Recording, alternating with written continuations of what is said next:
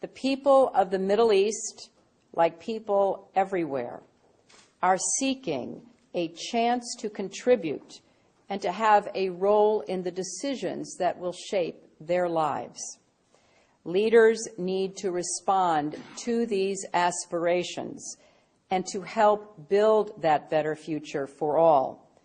They need to view civil society as their partner, not as a threat.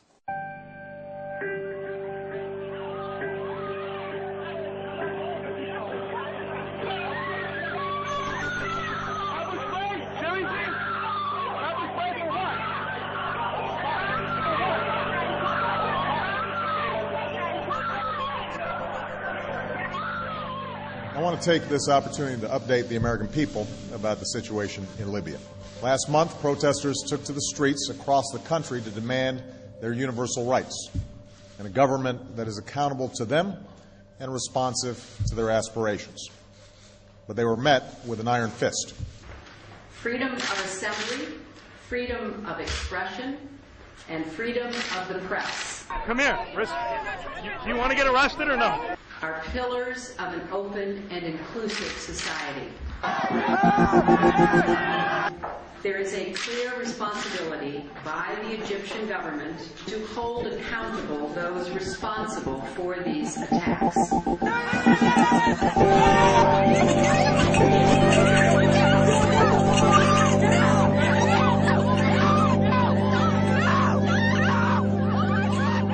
For months, the Iranian people have sought nothing more than to exercise their universal rights. We call upon the Iranian government to abide by the international obligations that it has to respect the rights of its own people. We call for the immediate release of all who have been unjustly detained.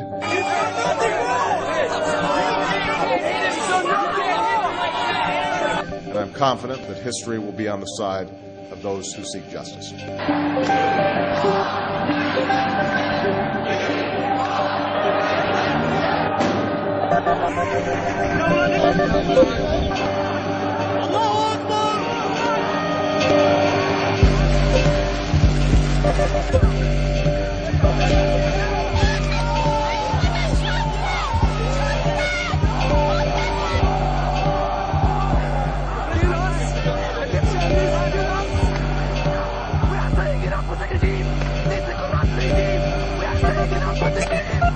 I will not stand by and just watch.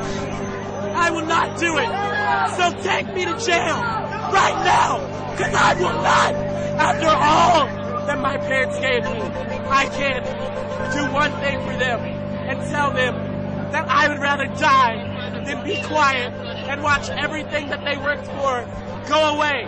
When all of God's children, black men and white men, Jews and Gentiles, Protestants and Catholics, will be able to join hands and sing in the words of the old Negro spiritual. I'm not moving.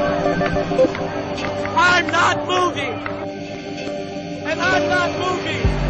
I'm a law student at George Washington University, and I'm not moving. I will go to jail tonight because it's not right. We are against violence, and we would call to account the Iranian government that is once again using its security forces and resorting to violence to prevent the free expression of ideas from their own people.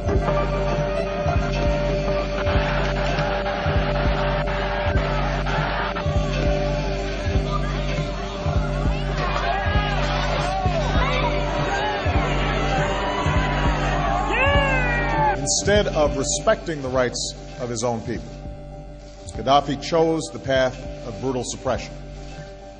Innocent civilians were imprisoned.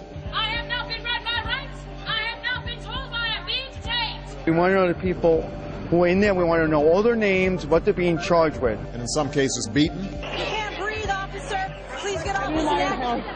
I need my inhalant. A campaign of intimidation and repression began. Shame! Shame! It is the responsibility of the government of Libya to respect the universal rights of their own people, including their right to free expression and assembly. What's his badge number? What is his badge number? Demonstrators have been beaten, attacked. It is absolutely clear that the Syrian government is running out of time.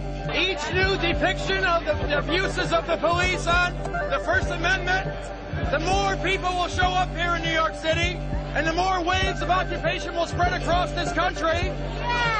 And you should be proud of that, police, because you are participating in our media publicity campaign. Thank you for attending.